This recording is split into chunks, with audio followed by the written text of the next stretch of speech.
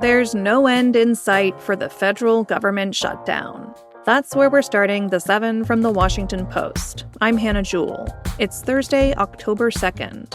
Let's get you caught up with today's 7 stories.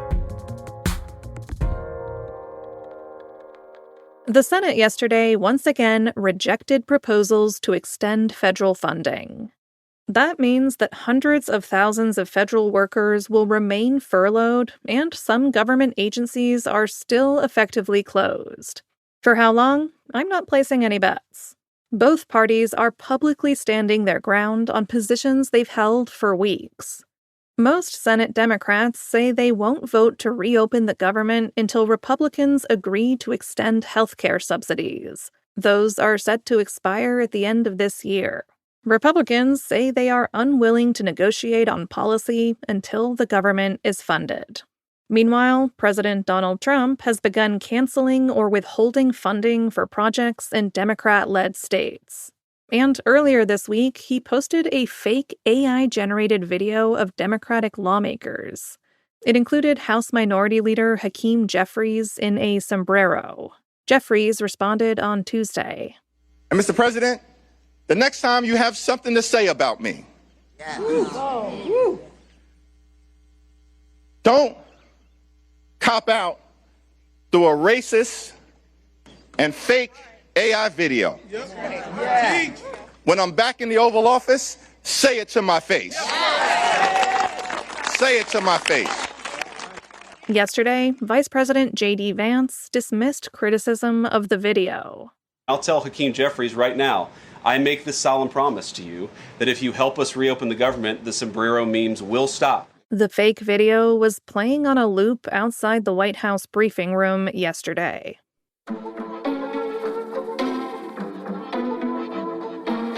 Number 2 is a Post exclusive. Defense Secretary Pete Hegseth is ramping up his war on leakers. According to documents obtained by the Post and people familiar with the proposal, the Pentagon is working on a new strategy to crack down on its own officials. It's planning to impose strict non-disclosure agreements and random lie detector testing for thousands of people in its headquarters. That includes many top officials. This is an escalation in Hegseth's war on leakers and internal dissent. The Trump administration is trying to ferret out officials deemed insufficiently loyal or who provide information to reporters. The Pentagon pushed back on the Post's reporting.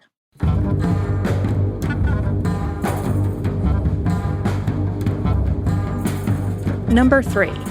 The White House fired much of the National Council for the Humanities.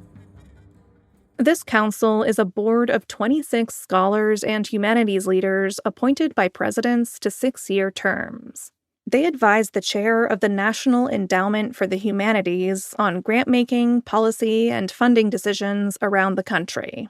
Yesterday, much of the board was abruptly fired. Only 4 members remain. They are all Trump appointees and all white men. One member who was fired told the Post, "We now have a council that does not reflect all Americans." A White House spokesperson said in an email that the president is hoping to place members on the board who align more closely with his vision.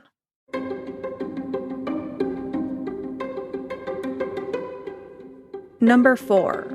Israel intercepted a Gaza aid flotilla and detained activist Greta Thunberg. The Global Samud Flotilla is a convoy of more than 40 ships carrying aid attempting to break Israel's blockade of Gaza. It was carrying about 500 participants, including lawmakers, lawyers, and human rights advocates. As of this morning, the boats were intercepted and those on board were detained by Israel. That's according to the convoy's organizers. The exact numbers of those detained is unclear at the time of this recording. Swedish climate campaigner Greta Thunberg was among them.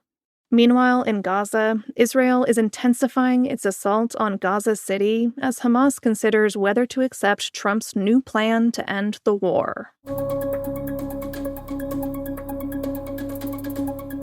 Chimpanzee expert and environmental campaigner Jane Goodall has died at 91. That's number 5.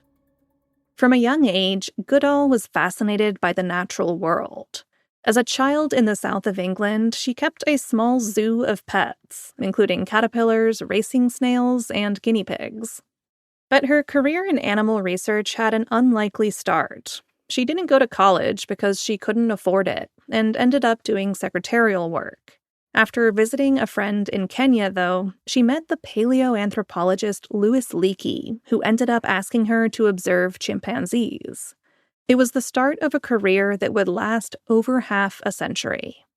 Goodall rose to global fame, drawing attention to the plight of dwindling chimpanzee populations. And she traveled the world to raise awareness of environmental destruction. Here she is in 2015. Gradually, as more and more people studied animals out in the field, people began to realize that so many animals are so much more intelligent than we ever used to think.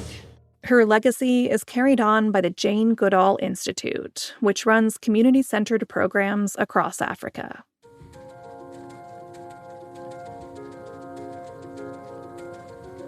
Number 6. Large parts of the U.S. are expected to get some warm weather in October. This unusual warmth is partly due to a record-breaking marine heat wave in the North Pacific. That will bring a surge of summer-like weather to areas around Omaha and Minneapolis, through to Chicago and Detroit. Temperatures will soar well into the 80s, and then the warmth is forecasted to spread eastward. In the middle part of next week, the highest temperatures could exceed 80 degrees in 45 states. So you may have to put those cozy fall flannels back into the closet for now.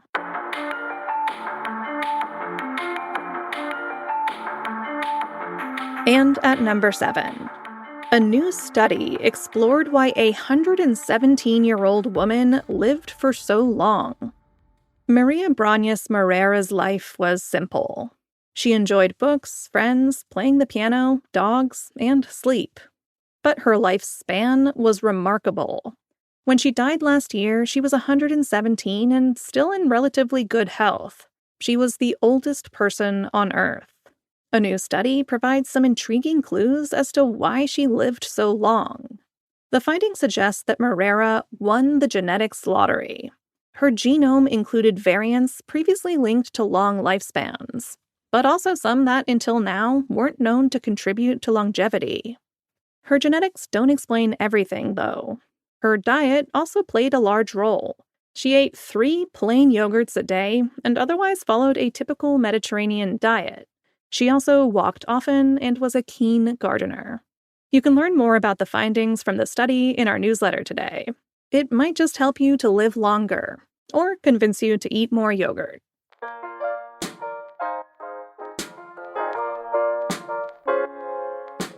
All right, you're all caught up. But there's so much more we don't have time to bring you each morning. Luckily, we also have a newsletter. It includes links to all the stories I talk about here on the podcast and the ones I don't. You can find the newsletter and a link to sign up for it in the show notes. That's like the info page for wherever you're listening. Or just Google the 7 Morning Briefing. I'm Hannah Jewell. I'll meet you back here tomorrow.